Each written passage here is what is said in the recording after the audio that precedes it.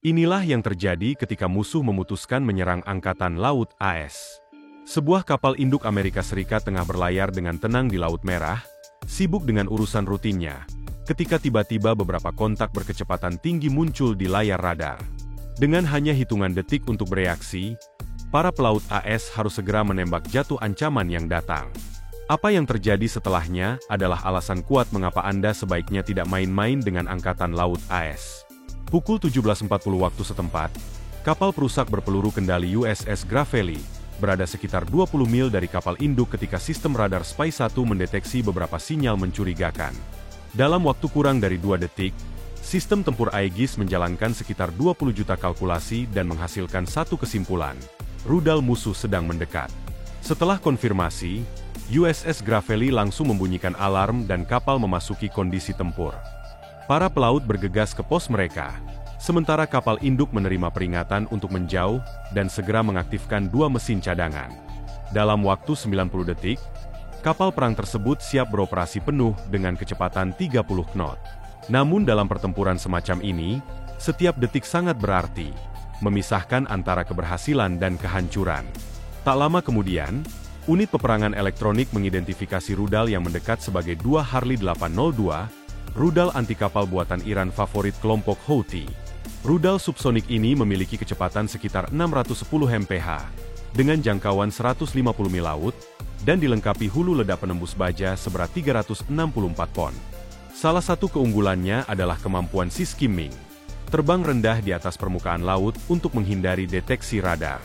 Ketika rudal memasuki jangkauan, USS Gravely menembakkan 2 rudal SM-2 Blok 3A, varian rudal pertahanan udara jarak menengah yang andal. Karena rudal Harley 802 dianggap lambat dan tidak terlalu canggih, versi ini dianggap cukup untuk menghadapinya, sementara rudal SM-2 yang lebih mutakhir disimpan untuk ancaman yang lebih serius. Namun, setelah ledakan pertama, radar Spy-1 masih menangkap serpihan besar di udara. Kemungkinan ada rudal yang lolos. Untuk memastikan semuanya hancur, Gravely menembakkan 2 rudal lagi ke arah puing-puing tersebut. Pukul 17.57, sistem radar memastikan bahwa semua ancaman telah dihancurkan pada jarak aman sekitar 75 mil laut. Tapi momen kemenangan itu tidak bertahan lama. Pukul 18, 4 kontak baru terdeteksi, kali ini lebih lambat dan lebih kecil. Setelah dianalisis, mereka diidentifikasi sebagai drone kamikaze Shahed 136. Drone ini membawa hulu ledak 50 pon, dan meskipun tidak cukup kuat untuk menenggelamkan kapal, tetap berbahaya jika menghantam lambung. Karena nilai drone ini hanya sekitar $5.000 per unit, Kapten memutuskan tidak menggunakan rudal bernilai $3 juta untuk menembaknya. Sebaliknya, ia memanfaatkan senjata rahasia kapal. Ketika drone mendekat hingga jarak 10 mil, USS Gravely berbalik, bukan untuk melarikan diri, melainkan untuk mengarahkan bagian buritan kapal, tempat meriam CWS CRAM berada. Ini adalah senjata otomatis terakhir dalam pertahanan kapal, yang dirancang untuk menghadapi ancaman jarak dekat seperti rudal, drone, dan helikopter.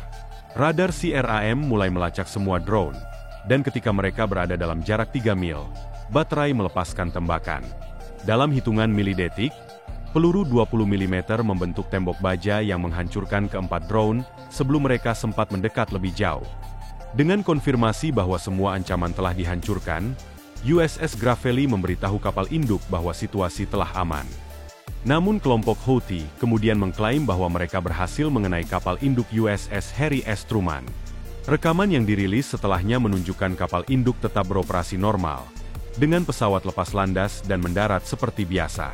Meski tidak terkena sedikit pun, Amerika Serikat tidak tinggal diam. Kini giliran mereka menunjukkan konsekuensi dari menyerang kapal mereka. Tetapi, mencari tahu dari mana rudal dan drone ini diluncurkan tidaklah mudah. Yaman telah dilanda perang selama lebih dari 1 dekade, dan banyak kelompok bersenjata beroperasi di wilayah itu. Tidak semuanya bagian dari musuh. Untuk membedakan antara pasukan pemberontak, pemerintah Yaman, dan milisi Houthi, AS menggunakan teknologi canggih. Salah satunya adalah satelit pencitra termal milik Badan Geospasial Nasional dan Badan Intelijen Pertahanan AS. Meskipun biasa digunakan untuk GPS dan komunikasi global, satelit ini mampu mendeteksi perbedaan suhu sekecil 27 derajat Fahrenheit. Dalam gambar citra panas dari wilayah Yaman, seluruh area tampak dingin di malam hari, kecuali beberapa pusat populasi besar. Karena Yaman adalah gurun yang minim infrastruktur, panas buatan dari kendaraan peluncur rudal atau generator akan tampak mencolok di gambar tersebut, menonjol seperti jempol yang sakit. Dan dari sinilah HS mulai menelusuri asal serangan, untuk membalas dengan presisi. Perbedaan suhu ekstrim yang terdeteksi satelit termal menunjukkan aktivitas bawah tanah di gurun, tanda khas kelompok Houthi yang menyembunyikan persenjataan mereka di bunker tersembunyi. AS tidak bisa begitu saja menyerang hanya berdasarkan satu citra termal. Oleh karena itu, pesawat MQ-9 Reaper dan RC-135 Rifat Jawin dikerahkan dalam misi intelijen untuk mengonfirmasi temuan tersebut.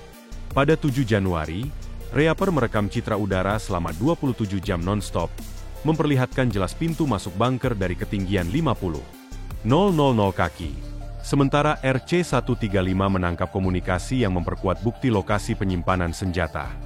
Dengan konfirmasi dari 3 sumber, pada pukul 2 tanggal 8 Januari, USS Harry S. Truman, USS Gravely, dan USS Carney memulai serangan terkoordinasi, FA-18 Super Hornet lepas landas.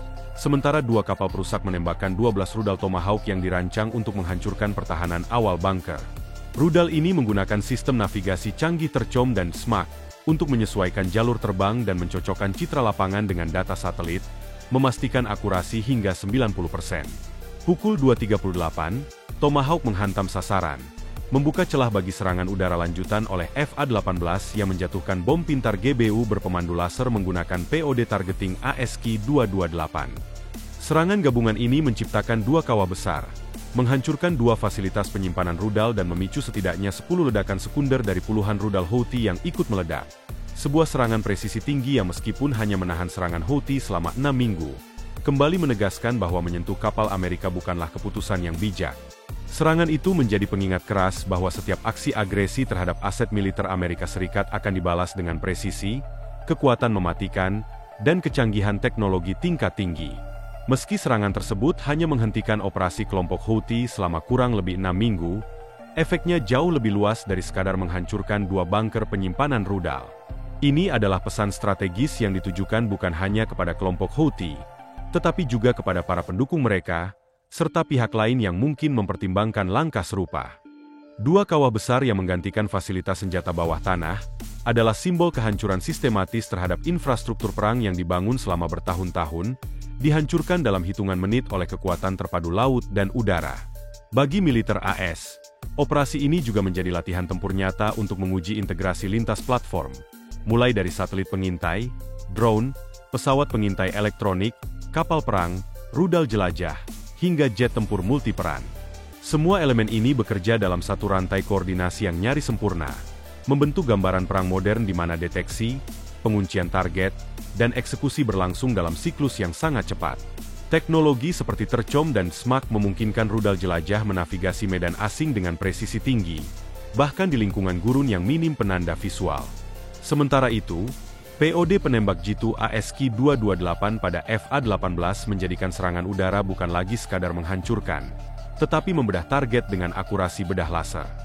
Di sisi lawan, kelompok Houthi dan aliansinya kini menghadapi dilema besar. Penyembunyian di balik medan gurun dan sistem terowongan bawah tanah yang selama ini menjadi keunggulan taktik gerilya, kini dapat dilumpuhkan dari ribuan mil jauhnya. Mereka menyadari bahwa tak ada titik di peta yang benar-benar aman dari jangkauan mata satelit, telinga elektronik, dan tangan panjang senjata presisi AS. Bahkan sistem peluncur rudal yang sebelumnya berhasil mengejutkan dan mengancam kapal-kapal AS kini tak lagi menjadi kartu as. Karena setiap peluncuran kini juga berarti mengungkap lokasi, yang kemudian akan dikunci dan dihancurkan hanya dalam waktu singkat. Namun meski demikian, AS juga sadar bahwa konflik seperti ini bukan soal menang sekali dan selesai. Houthi, seperti banyak kelompok bersenjata non-negara lainnya, sangat adaptif. Mereka akan belajar dari kesalahan, berpindah lokasi, mengganti metode, dan mencoba kembali.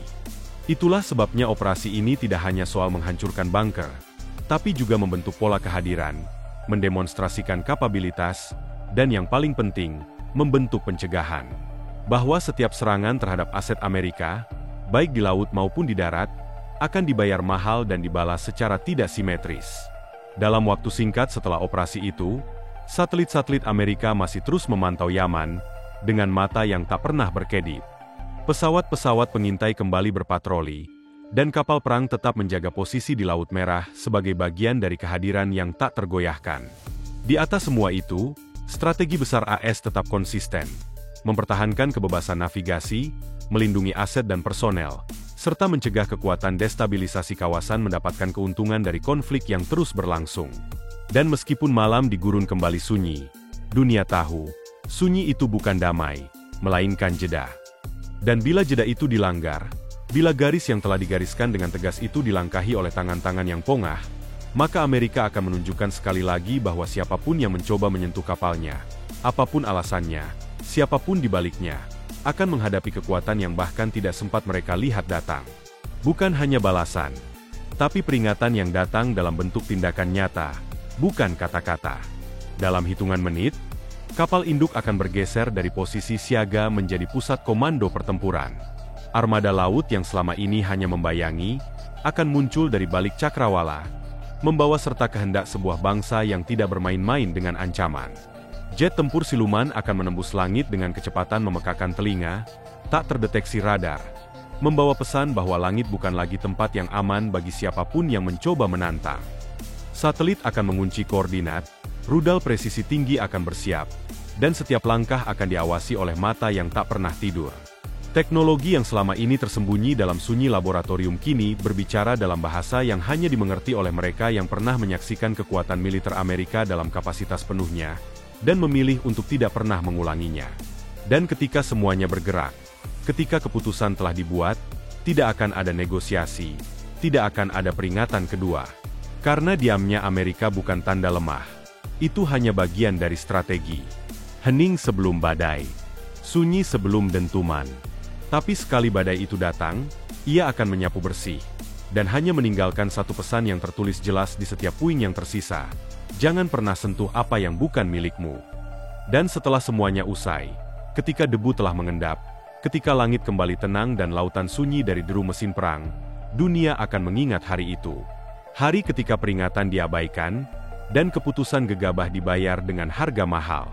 Hari ketika satu bangsa berdiri, bukan hanya untuk melindungi kapal dan prajuritnya, tapi untuk menegaskan bahwa garis merah bukan sekadar tinta di peta, melainkan tekad yang tertanam dalam jantung setiap warganya. Mereka yang mencoba menguji batas kini tahu, kekuatan sejati tidak perlu berteriak, karena ketika saatnya tiba, ia akan berbicara dengan tindakan. Dan Amerika, dengan segala teknologinya, keberaniannya, dan sejarah panjangnya sebagai penjaga ketertiban dunia, akan tetap berdiri. Bukan karena ingin perang, tapi karena tahu betapa berharganya damai.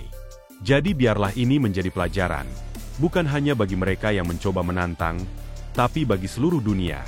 Jangan pernah salah menafsirkan kesabaran sebagai kelemahan. Karena jika badai harus datang, maka Amerika akan menjadi guntur pertama.